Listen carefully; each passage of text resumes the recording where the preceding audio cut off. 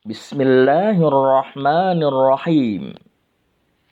Keluh kesah dan sikap hidup fatalistik. Sebuah renungan. Keberuntungan dan musibah adalah realitas hidup yang silih berganti datangnya.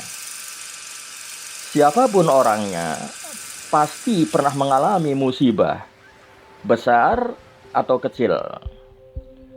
Sebenarnya, kita memperoleh lebih banyak nikmat daripada musibah.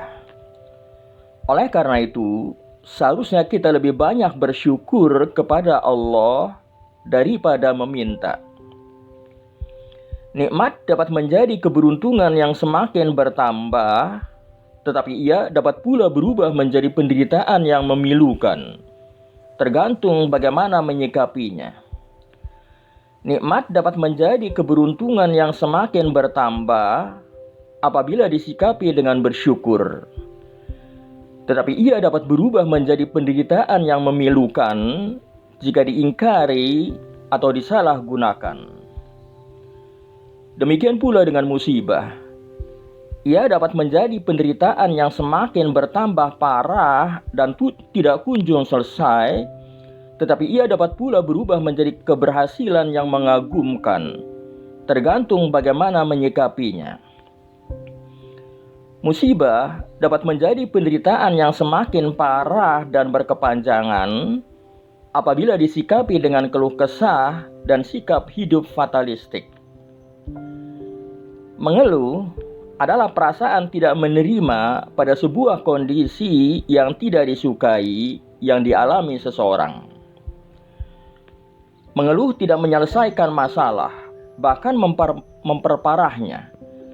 Karena keluh kesah dapat menimbulkan berbagai energi negatif seperti marah, rasa putus asa, pesimis, dan lain-lain. Orang yang sering mengeluh juga cenderung selalu menyalahkan pihak lain atas berbagai kegagalan dan nasib buruk yang menimpa dirinya. Bagaimana seseorang menyikapi peristiwa yang sudah terjadi dan bagaimana memandang masa depannya sangat mempengaruhi perasaan dan tindakan yang harus diambilnya di masa sekarang. Meratapi kegagalan, kemalangan, atau kepedihan yang sudah terjadi dan mencemaskan tentang sesuatu yang belum tentu akan terjadi membuat seseorang menjadi tidak berdaya menghadapi masa sekarang dan pesimis dalam menatap masa depannya.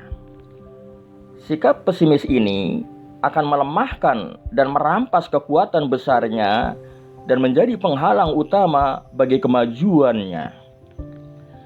Di dalam kitab Minhajul Abidin, Imam Ghazali mengatakan dengan mengutip perkataan Syekh Syakik, "Walaqad sadaqa, sungguh benar, Syakikun rahimahullah, Syekh Syakik rahimahullah, haitsu qala, ketika beliau berkata, inna hasratal umuril madiyati, menyesali masalah yang telah berlalu, wa tadbirul atiyati, dan memikirkan perkara yang belum tentu terjadi di masa yang akan datang, qad zahabat, dapat menghilangkan bibarokati sa'atika hadihi, keberkahan masa sekarangmu." Realitas hidup yang sesungguhnya adalah masa sekarang. Masa lalu tidak mungkin akan kembali lagi, dan masa yang akan datang ketika tiba saatnya, ia pun menjadi masa sekarang. Oleh karena itu, masa sekarang bukanlah saat untuk mengeluh dan meratapi peristiwa yang terjadi dan tenggelam dalam kecemasan terhadap peristiwa yang belum tentu akan terjadi. Tetapi masa sekarang adalah saat untuk bertindak merealisasikan harapan-harapan. Adapun fatalisme adalah sikap hidup yang memandang manusia sepenuhnya sebagai agen pasif yang sama sekali tidak memiliki daya untuk melakukan ikhtiar atau usaha, kecuali pasrah saja terhadap apa yang terjadi. Yang sering dijadikan contoh sikap fatalistik adalah tentang seorang sahabat Nabi yang meninggalkan untanya begitu saja, tanpa mengikatnya. Melihat kejadian itu, Nabi bertanya kepadanya, mengapa dia tidak menambatkan untanya? Sahabat itu menjawab bahwa dia memasrahkannya kepada Allah.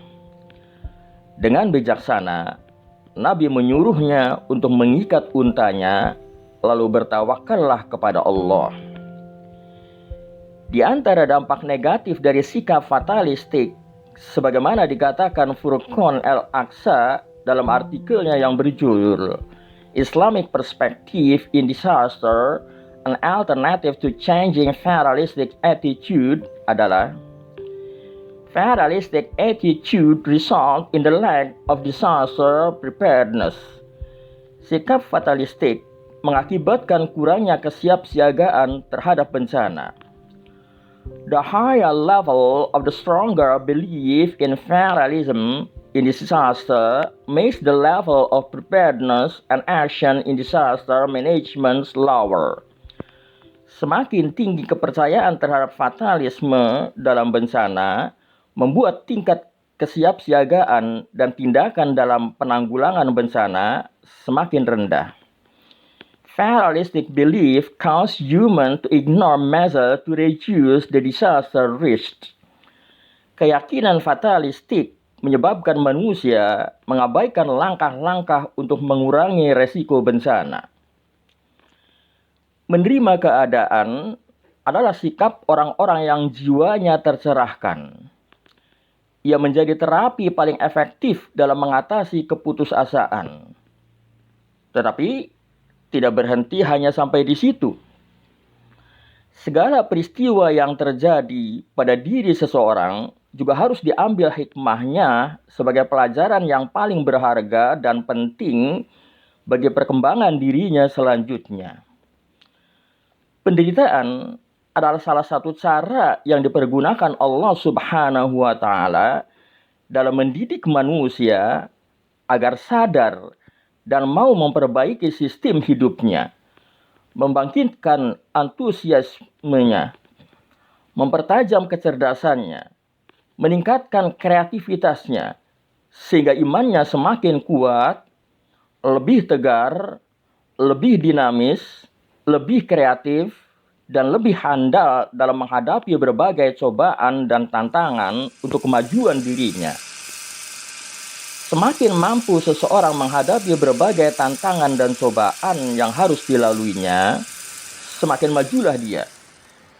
Dan jika seseorang yang sedang berikhtiar lahir batin berjuang menghadapi dan mengatasi penderitaan dan musibah yang dialaminya meninggal dunia, maka secara spiritual, penderitaannya itu berubah menjadi keberuntungan yang mengagumkan.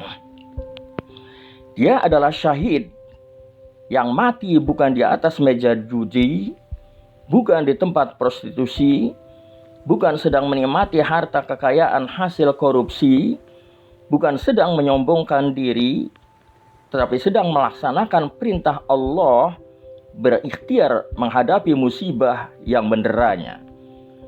Baginya, kematian adalah akhir dari penderitaan dan awal kebahagiaan abadi. Kita yang masih hidup tidak tahu apa yang sedang kita perbuat ketika malaikat maut menjemput kita. Wallahu a'lam bishawab.